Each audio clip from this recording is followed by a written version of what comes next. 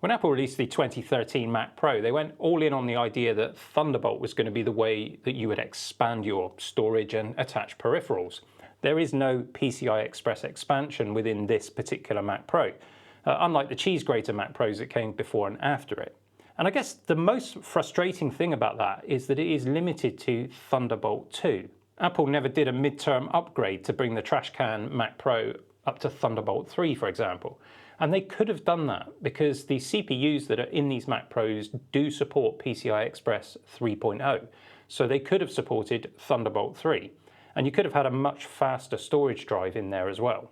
Now, if you want to use a 2013 Mac Pro in 2024, you're probably going to want to be able to attach external storage drives, like, for example, the Samsung T7. This is a USB drive that has a Type-C port, or something like this Thunderbolt enclosure, which has an NVMe drive in it.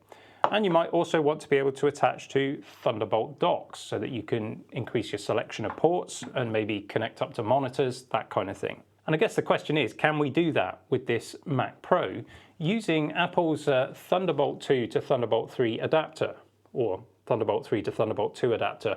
It doesn't matter, it goes both ways actually. All we need then is a Thunderbolt 2 cable. So if we attach that there, plug this into our Mac, then we should now be able to attach Thunderbolt 3 devices to our 2013 Mac Pro. But there are a couple of snags here. So first of all, let's just try plugging in the Samsung T7 because there's an important thing I want to show you here. And the important thing that I want to show you is that it doesn't work. And there are two reasons for this. Of course, the first and main reason perhaps is that this device needs power to be supplied to it through the cable. And this adapter doesn't do that. It only supplies power from a Thunderbolt 3 host to a Thunderbolt 2 peripheral and not the other way around. So the only way we could actually connect an external drive is if it has its own power source or if you're going through something like a Thunderbolt dock, which we're going to try in a moment. Now you can see this hasn't connected, it's not appeared on the desktop. And even if that power issue didn't exist, it still wouldn't work. And the reason why is because this is a USB drive. And Thunderbolt 2 does not have USB as part of the specification. There is no USB over Thunderbolt 2. And that is a really important thing to remember. And we'll come back to that in a little bit. Of course, the same thing is true if I attach this Thunderbolt enclosure. And yeah, it still doesn't work because it's not receiving the power that it needs. Okay, so there is a sort of concept that we need to understand here because a lot of people get confused by this. First of all, this USB Type-C connector is exactly that. It's a connector. It's not a standard. USB-C is not a standard. It's a connector. And Thunderbolt uses the same connector. That's always been the case. Thunderbolt 2 uses a mini DisplayPort connector. And that kind of makes sense because Thunderbolt 2 does support DisplayPort. So they use the same connector, but it doesn't mean that they're the same. And you certainly can't use a mini DisplayPort cable as a Thunderbolt cable. There are active chips in Thunderbolt 2 cables. Something else that we have to remember is that Thunderbolt 2 has a total bandwidth of 20 gigabits per second. And that equates to 2.5 gigabytes because there are 8 bits in a byte. So that's your total bandwidth, but you're not going to get all of that bandwidth due to PCI Express encoding overhead and various other overheads. And the fact that the Thunderbolt standard does reserve a bit of bandwidth for DisplayPort. So we're always going to be limited by those speeds, and we're not going to get up to 20 gigabits per second, whatever we do, because that's the theoretical total bandwidth. But it's still more than enough bandwidth to run a USB device like this. This is a USB 3.2 drive, which is designed to have up to 10 gigabits per second of total bandwidth. So that's well within spec for our Thunderbolt 2 ports. And I suspect that's probably true of most Thunderbolt peripherals and devices that you want to attach. You might see a bit of a limitation if you've got a fast NVMe drive inside a Thunderbolt enclosure. It's not going to run at top speed on Thunderbolt 2. And of course, it's going to affect things like eGPU, which I've done before on the channel and will be doing again. Those videos are coming. So yeah, get subscribed and click the bell icon if you want to be notified when I release that content. What I'm actually going to do with this Mac is install the latest version of OpenCore, and I'm going to increase the version of Mac OS, and then I'll do the eGPU installation. And I'm going to test out a couple of different GPUs this time. And I'm also going to be seeing whether I can combine them with the Mac Studio display. So all of that to come. What I noticed before, though, in my testing a couple of years back is that when you connect an eGPU via Thunderbolt 2, you don't lose as much performance as you think you're going to, because in the real world, we're not using that maximum bandwidth all of the time. So Thunderbolt 2 is actually fast enough. It's frustrating, yes, that Apple didn't ever update this Mac, but Thunderbolt 2 is fast enough, provided that you could connect to some sort of dock. So I've got my Razer dock here. This is the Chroma edition, and it's Thunderbolt 4 actually, which is going to be fairly critical, as you're about to see. This dock offers a connecting port on the front, headphone, microphone jack, SD card reader. We've got 3 Thunderbolt ports on the back. I think that's 1 gigabit Ethernet, and then we've got 3 Type A USB ports, which I think are 3.2 specification. Could be wrong there. Anyway, lots of connectivity.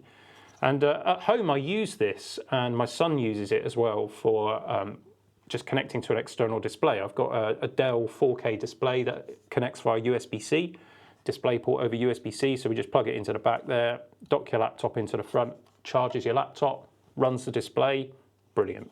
So in theory, we just plug in our Mac Pro into the front here, and we should be up and running. And you'd know if we were, because this dock has RGB lighting in it, so as soon as you connect a device, it powers up, and you'll see the RGB lighting, which we're not seeing. But let's just double check this. I'm going to attach a cable to one of these Type-C ports on the back, and let's just chop on the Samsung T7.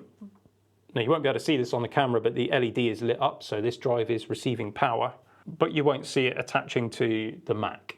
And the reason for this comes back to the fact that it is a Thunderbolt 4 dock.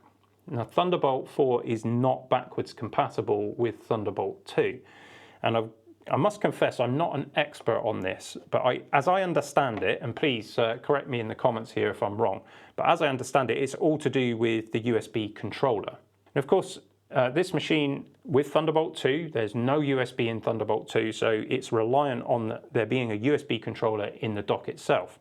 Whereas with Thunderbolt 4, that's changed, and you're expected that your host has a USB controller if it's Thunderbolt 4 compatible. So it might be helpful actually just to quickly review the different standards. So we've got Thunderbolt 2, which includes DisplayPort and has a total bandwidth of 20 gigabits per second, and it uses the mini DisplayPort type connector.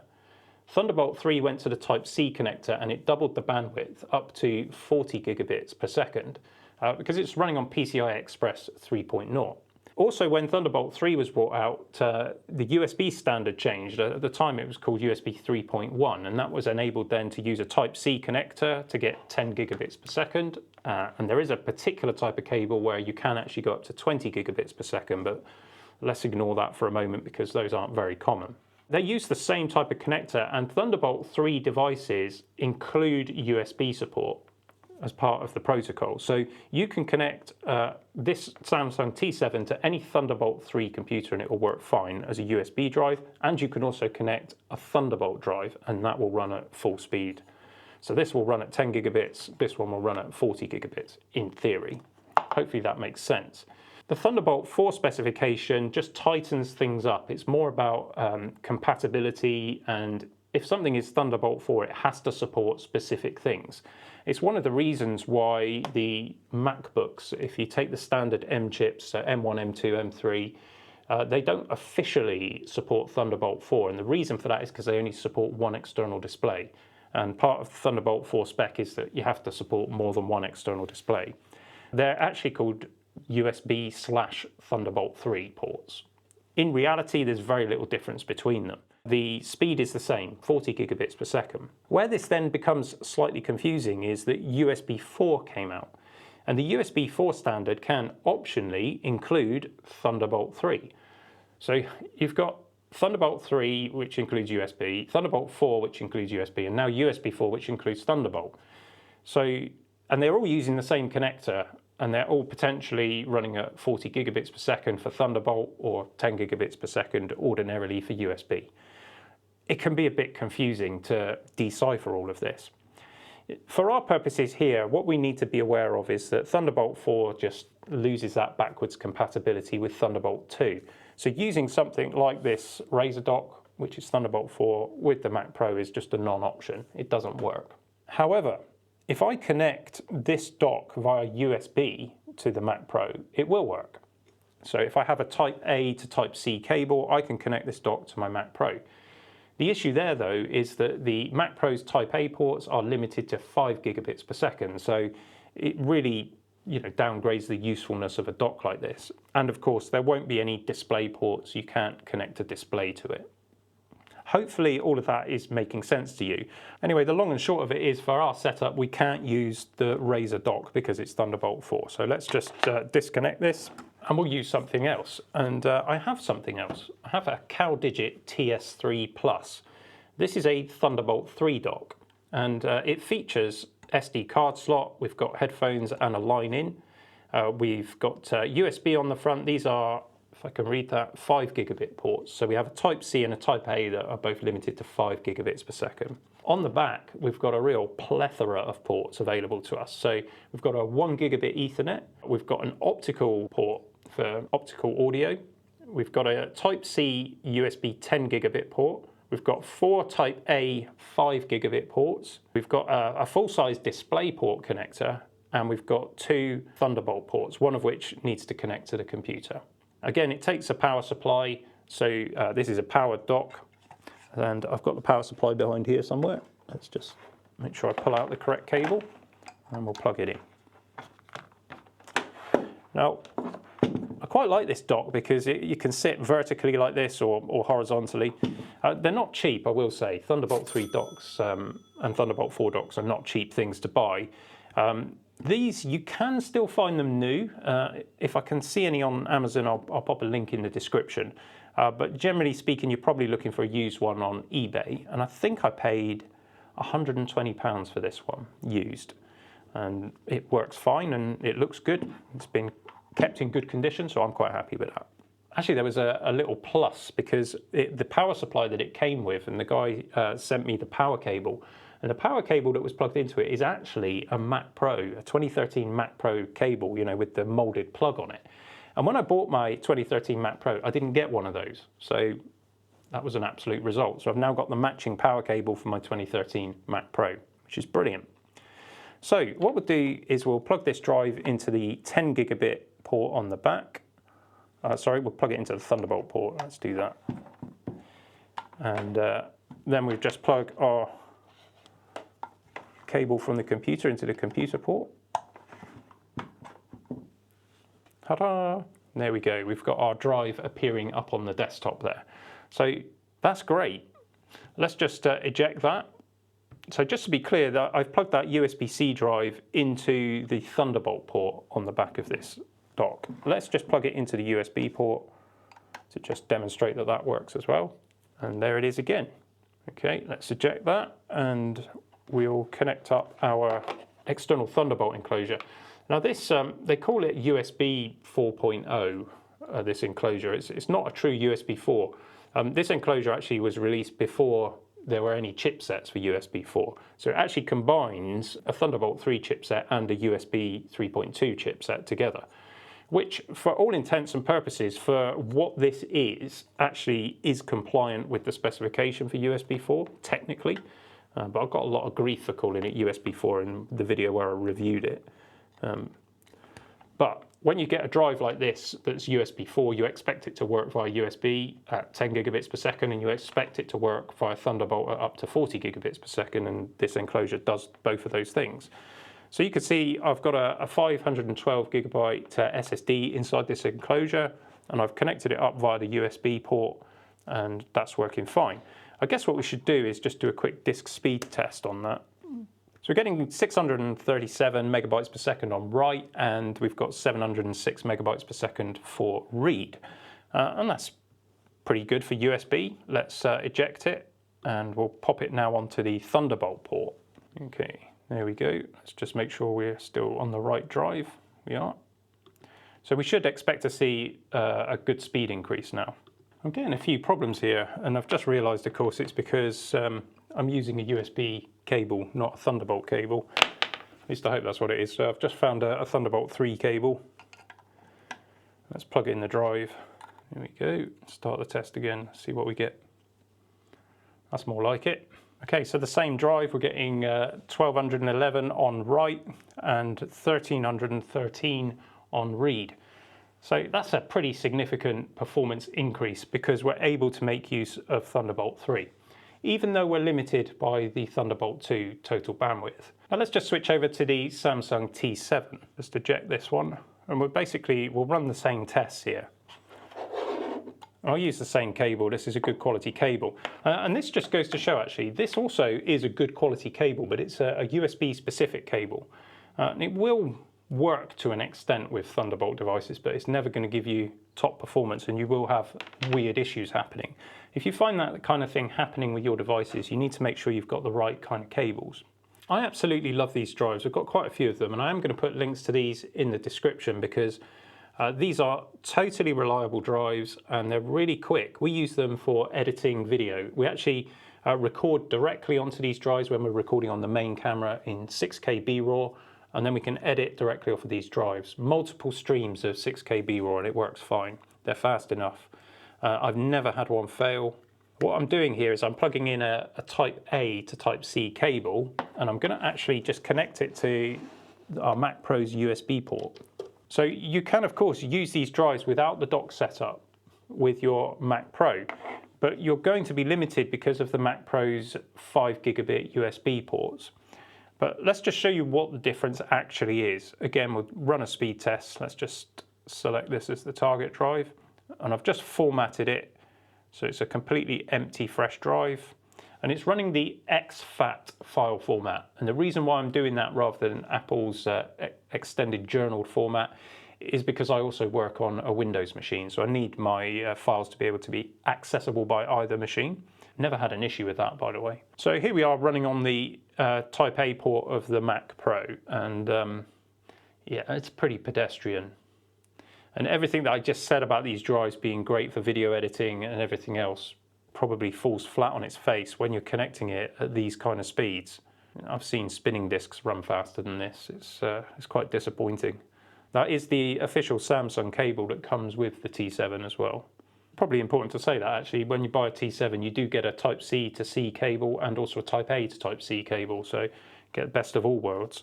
And some machines do actually have 10 gigabit Type A ports, so my Windows machine has that, for example, and it works absolutely fine. So we're getting 309 megabytes per second on write and a paltry 173 megabytes per second on read. Not particularly great. And as you can see here, because this is Blackmagic, this speed test, if you were doing video editing, you're looking at not even being able to read 4K 60. Not great. So let's eject it from here, and let's instead run it through our Thunderbolt dock. And for fairness, let's use the 10 gigabit USB-C port. And again, I'm using the Thunderbolt cable. I don't need to use a Thunderbolt cable, obviously, but it's a good quality cable, so it'll give us the best possible performance. So let's just run our test again. And we can already see we're getting much improved speeds. It is slowed down a little bit compared to plugging this in onto a machine that natively supports USB 3.2, but beggars can't be choosers. If you've got a 2013 Mac Pro, this is what you get. So we're now hitting 589 megabytes per second on write, and we're getting up to 727 megabytes per second on read. And you will notice on that previous test that we are now able to work with up to 12K at 24 frames per second or 8K at 60 frames per second in Blackmagic RAW, so that's pretty nice. And ProRes 422HQ, we're well beyond 4K. We're going up to 4320p, I don't know what that is, at 25 frames per second, and H.265 in all of the resolutions up to 8K 60. So you could absolutely use this with your Mac Pro. Although if you're editing H.265, I would suggest the 2013 Mac Pro might be a fairly painful experience. But it does work quite well with Blackmagic RAW and ProRes. So there you have it. If you want to use something like a T7 drive, or you want to use a Thunderbolt drive or any kind of Thunderbolt 3 peripheral, you can in fact do that on your Mac Pro. but you're going to need a few things. So first of all, you'll need Apple's Thunderbolt adapter, you'll need a Thunderbolt 2 cable, and you'll need a dock. I'll try and put links in the description to all of these things on Amazon. And if you need to buy anything on Amazon, by the way, if you click that link first, even if you don't want to buy any of the things I've linked to, the channel still earns a small commission and it doesn't cost you anything extra. And thank you very much if you do that. It all helps. Now, since the computer opened Blackmagic Raw speed test, it'd be rude not to quickly run that and show you what the Mac Pro 2013 is capable of. Now, what this does is it tests the machine's ability to decode various different sizes of Blackmagic Raw. And we're looking mainly at the 4K test up here on the gauges. I'll just let it run all the way through. So CPU, first of all, in this machine is an 8-core. It's not the standard one that Apple spec'd with this Mac. It's a slightly different model. I'll put the number up on the screen and I've done a video about that. And for 4K Blackmagic Raw, it can process at 108 frames per second using the CPU. You can see that we've got quite a lot of choice when it comes to our codecs, and we also get speeds for each of these things. So if we were doing 8K Blackmagic Raw at 12:1 compression, we can get 27 frames per second off the CPU. Now this Mac has the dual D700 GPUs, and you'll notice that they can process the 4K at up to 648 frames per second using the Metal framework. If you work with Blackmagic Raw, you will find that it just works really well on Macs because it's very well optimized for the Metal GPU framework. And it seems to me that it works better on Macs than it does on PCs. And these GPUs, despite being old, are clearly very capable. And if you look at the GPU settings here, we can go pretty much all the way up to 4320p at 60 frames per second. So even if you wanted to work with Blackmagic Raw at 8K and 60 frames per second, you can do it all the way up to 5:1 compression ratio quite comfortably using the graphics cards here. In reality, you probably wouldn't be using that kind of quality video on an old machine like this, but if you're doing 4K, if you've gone and got yourself, say for instance, a Blackmagic Cinema Camera 4K, this machine will be able to edit that footage without any trouble at all. Perhaps we'll do a video on that. I know audience do sometimes get a bit fed up with hearing us YouTubers talk about video editing, but it is a good example of where the machine is actually still relevant.